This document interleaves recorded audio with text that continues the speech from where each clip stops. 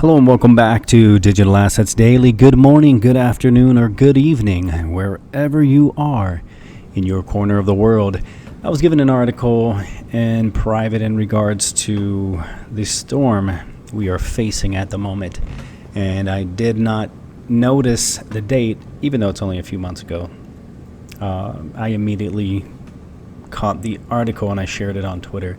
Either which way, I wanted to be clear that it was December 3rd, 2019. Google co-founders Larry Page and Sergey Brin relinquished control of Alphabet to CEO Sundar Pichai.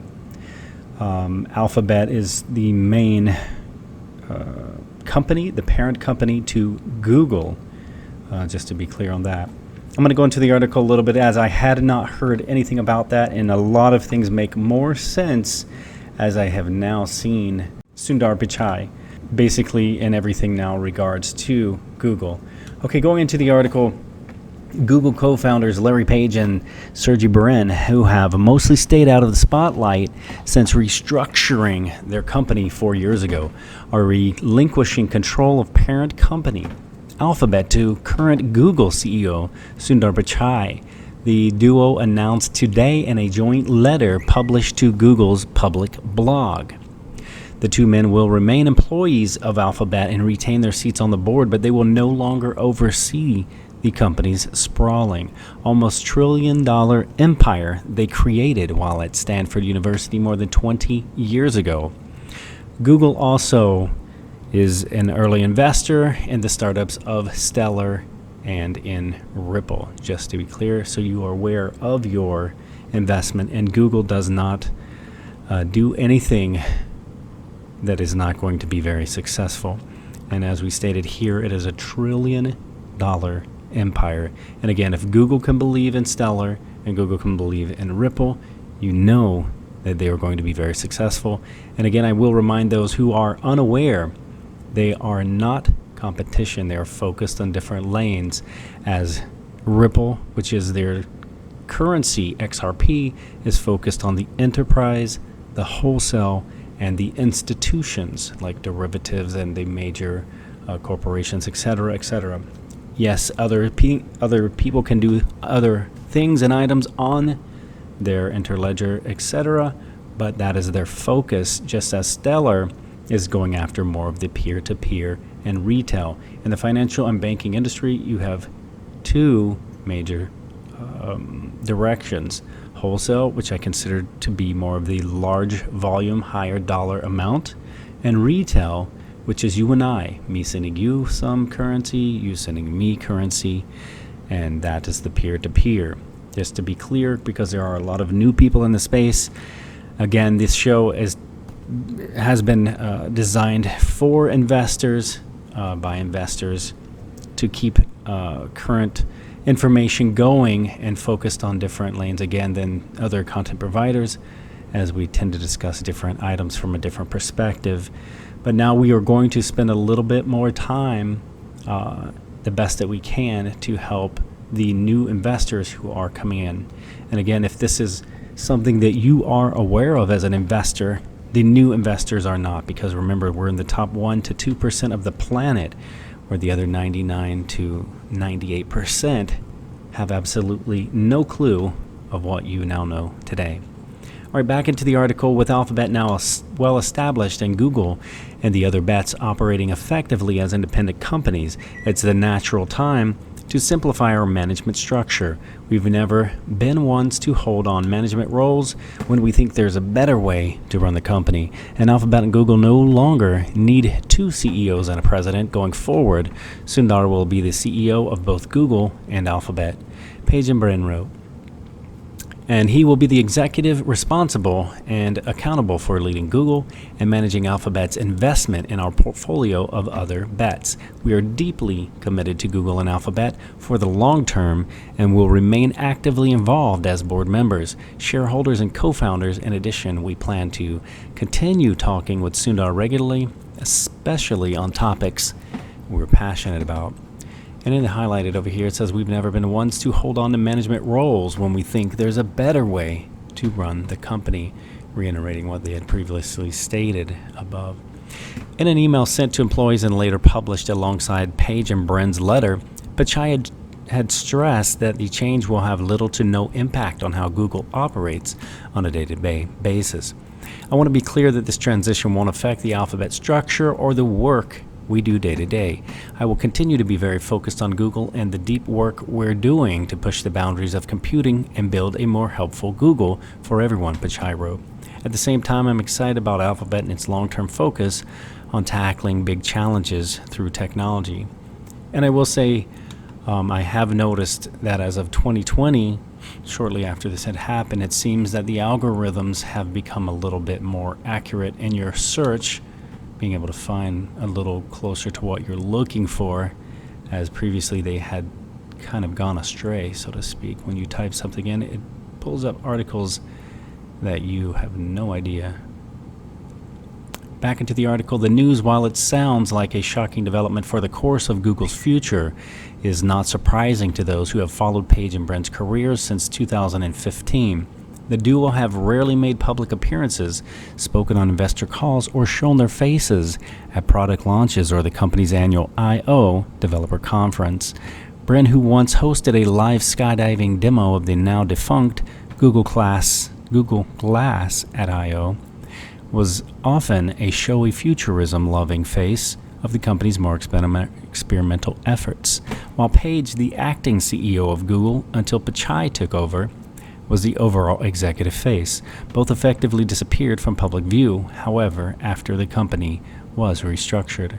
The creation of Alphabet was controversial in 2015, marking an unprecedented new corporate structure for Silicon Valley at the time when the tech giants were amassing huge power and consolidating industries.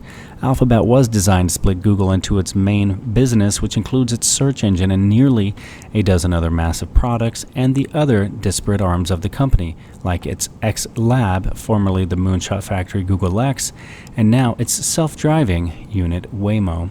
But the creation of Alphabet also gave Page and Brent carte blanche to fade from the limelight and let Pichai take the reins. Page has since become involved in electric aircraft companies like California-based Kitty Hawk, while Brent has mostly stayed out of the headlines to save a rare public appearance at San Francisco International Airport in early 2017 to protest Donald Trump's early-term immigration-related executive order. And Pichai has gone on to grow Google into an even larger facet of daily online life, overseeing the launch of the Pixel brand and Google's other hardware efforts, in addition to the company's immense investments in artificial intelligence and cloud computing. Since the creation of Alphabet, the company's stock price has more than doubled, as has the company's revenue. In its first quarterly earnings report since Alphabet's formation, the company reported sales of $18.7 billion USD. In its most recent quarterly earnings report, and Alphabet reported sales of more than $36.3 billion USD. The rest of the article, feel free to go through, and I'm not going to continue moving forward. I just wanted to get into that a little bit, and I felt that was enough of the details to cover this. Again, as always, with our content, the links are available in the description below, so you can further research if there are longer articles, or that you can go back to and reference or print or whatever you need to do. The next article, the U.S. economy recommends to create a digital dollar amidst the issue at hand of CV. After the outbreak, the condition of the country's economy has dropped as days pass. The drop in the market keeps on increasing in order to save the economy of the country, and Congress has been looking upon to pass a stimulus bill that will make the dollar digital. And just a quick thing, because if you're new to the channel or if you're new to the space, we are not necessarily banned from saying that word, but if we do, many times our videos are demonetized, or they are deleted, or we are flagged and receive warning emails from Google or YouTube. And basically, it's not really worth that. You understand what's going on, as many people call it different names, or just skip it altogether and continue with the information. All right, having said that, we're going to get back into the article. The stimulus bill is said to save the economy of the country from the ongoing issue, and the latest offer from the House Democrats includes the making of the dollar digital, which will be dealt with the help of digital dollar wallets. The decision of doing so is going to affect the already existing cryptocurrency and blockchain industry, especially for those making use of CBDCs or central bank digital currencies globally. And we have discussed that the central bank digital currencies that we are aware of that they are using, there are others, but we're going to name a few. NIM is currently being used as a digital currency for the Bank of Lithuania and for the Bank of Venezuela. And I've discussed a few times in different videos that Ethereum, Quorum, the Corda through the XRP, and Stellar, XLM also being used through IBM are some of the, to name a few, central bank digital currencies currently being used and tested around the world. The bill establishes a digital dollar, which it defines as a balance expressed as a dollar value consisting of digital ledger entries that are recorded as liabilities in the accounts of any Federal Reserve Bank or an electronic unit of value, redeemable by an eligible financial institution as determined by the Board of Governors of the Federal Reserve System. Another thing just to add before I get too far away from my last comment. So you can understand if you hold those assets while they will be significantly increasing in value. Again, the XRP is designed to move all value, all currencies, gold, commodities, derivatives, etc. So it has to have, as Dave Schwartz, the CTO of Ripple, says, a very high price. So if you're invested in that, it's unheard of that you're going to be able to get these at such an unbelievable price as of today. Let's see. It will be, back into the article, it will be made sure that the digital dollar is identified as a digital wallet or account and is looked after by the Federal Reserve Bank on behalf of any person that represents holdings in an electronic device or service that is used to store digital dollars that may be tied to digital or physical identity. This idea was launched taking into consideration both Speaker Pelosi's Take Responsibility for Worker and Families Act and the Financial Protections and Assistance for America's Consumers, States, Businesses, and Vulnerable Populations Act, H.R. 6321, introduced by Chairwoman Maxine Waters of Financial Services Committee. According to one of the mandatory criteria of the Act, all member banks will have to create a pass-through digital wallet. This will be done for the customers that meet the eligibility criteria. Member banks will include all the banks that already are a part of the Federal Reserve and regulated by the Fed. On the other hand, non-member state banks would be those that are not members of the Federal Reserve and regulated by the FDIC. FDIC, if you're unaware, is who insures your bank, typically up to $250,000 per account. And these non-member banks could offer pass-through digital dollar wallets as well. A digital dollar wallet to any U.S. person who has eligibility for the payments will be made available by the Federal Reserve banks. On the other hand, the U.S. Postal Service would look into helping the individuals who do not have any association with a bank and or these without proper ID to establish their identity in order to provide a digital dollar account. ATMs would be set up for easy access and availability of funds. And how is public response to this? The founder of FinTech Advisory from Gattaca Horizons and former Chief Innovation Officer at CFTC, as well as a founding director of the Digital Dollar Project, Daniel Gorfin, in a statement to Forbes, said, "It is worth exploring, testing, and piloting a true USD CBDC and broader digital infrastructure in order to improvise our future capabilities and resiliency. But it is also important that this effect does not delay the government from deploying critical emergency funds using existing channels during this crisis. While the crisis highlights the importance of upgrading our financial infrastructure, broadly implementing a CBDC will require time and thoughtful coordination between the government and private sector stakeholders." Carmel Cadet, founder, the CEO of MTech, a modern central bank technology and services company, is a technology provider in the world's first live retail CBDC, with the Central Bank of Bahamas called the Sand Dollar, and here on this channel we have discussed that a few months ago. She has recently started a new initiative in the U.S. called Project New Dawn, which makes sure the unbanked and underbanked population get to use economic stimulus payments. According to an FDIC report in 2017, 63 million people were identified to be unbanked and underbanked in the U.S., she says. If checks are the form of payment, the stimulus is not going to reach many of them. That would be approximately 100 billion USD underutilized of stimulus for lower income households. Though many people are speculating, is it XRP, XLM? I am a fan of both of them equally, and I would say if I had a choice between those two, on my opinion, I would say retail CBDC is instantly what I would think of what IBM and Stellar have been working with the central banks for the past few years. And then as you read down, you see unbanked and underbanked, and again, that is the lane intentionally that Stellar has chosen, as Ripple has chosen the institutional lane of wholesale enterprise, which is the other side of the banking, versus retail CBDC for the unbanked and underbanked is the focus of Stellar XLM. Again, either way it goes for me, I'm just as excited on both ways, but that's where I see that from my perspective. The SEC charges former state senator over digital assets scam.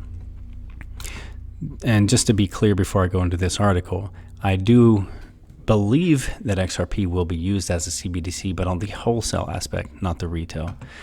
Okay, back into the article. The Securities and Exchange Commission, SEC, has pressed charges against a former state senator for his role in a 4.3 million USD token sale that promised outlandishly high returns. The SEC confirmed Friday it had filed a complaint against David Schmidt, a former Republican state senator for Washington State, as well as two other people for their role promoting the sale of Metaone coins. Filed in the Western District of Texas on March 16, the complaint accuses Robert Dunlap and Nicole Bowdler, as well as Schmidt, of violating anti-fraud and securities regulations when promising investors returns of nearly 225,000%. They also claim the coin was risk-free and would never lose value. Wow, that is a nice promise of never. And I'm pretty confident any investor who dove in that, probably being a senator, dove in head first without even seeing if there was water in the pool to catch them. The SEC said defendants made numerous false and misleading statements, including that Metaone Coin was backed by an art collection valued at 1 billion USD or a gold deposit valued at 2 billion USD that was regularly audited by an accounting firm. The defendants made audacious claims about the Metaone Coin and would say almost anything to separate investors from their money, said David Peveler, the SEC's regional director at the Fort Worth Regional Office. Investors should always look skeptically at promoters who claim that their investment cannot lose value or that investors will receive massive returns. I remember Fort Worth as a kid. The few years I used to live in Texas. We would go there for seafood at the airport and watch the planes take off and landing. Either way, back into the article. In total, Metaone Coin raised 4.3 million USD from the 150 investors, some based in the U.S. The digital assets were never distributed to investors. However, some of the proceeds were funneled to a Chicago-based fund, Pramana Capital, as well as to another individual, Peter Shamoon. The SEC claims defendants used investors' money to fund lavish lifestyles, including the purchase of a $215,000 Ferrari launched in 2018. Metaone Coin's website doesn't include a description of what the purpose of the coin is. Its Twitter page is filled with pictures and short clips of physical Metaone coins talking about the disruptive potential of blockchain technology. Its terms of use also include some pretty weird statements, including the only participants of Metaone Coin Trust and the named websites are for live, natural man and woman, flesh and blood, Almighty God created private humans, sui juris, sentient being, and an ambassador of God Almighty domiciled in the Arizona Republic and on religious sojourn through the United States. How does that article get you? It's a little bit out there for me. But either way, Schmidt, a moderate Republican, was initially elected as a representative for Washington State Bank in 1994. After serving 4 terms, he became a state senator in 2002 before losing his re-election bid in 2006. Now based in Arizona, he works as a consultant, writer, and radio program host, according to his LinkedIn page. In 2012, Washington's electoral watchdog, the Public Disclosure Commission, the PDC, fined Schmidt $10,000 USD for improperly using more than $41,000 in donations to reimburse himself for lost wages between 2003 and 2006, as well as mortgage repayments and personal travel costs. Schmidt denied misusing campaign dollars, claiming in 2011 that campaign funding rules were very open to interpretation.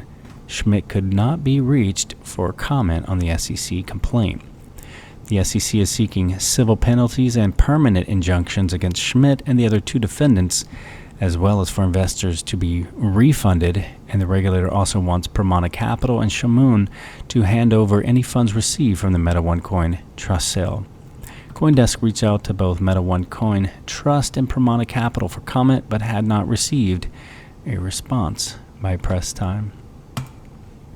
I want to leave you guys with a comment, as I think positivity is a major outlook for anyone to succeed or even get by. I mean, even it's proven that your health also affects by your feelings, thought, and emotions.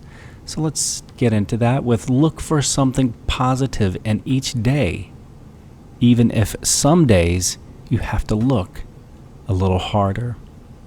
I think that's a good thought to end this video with. And again, guys, remember, it's not financial advice. We're here for entertainment purposes only.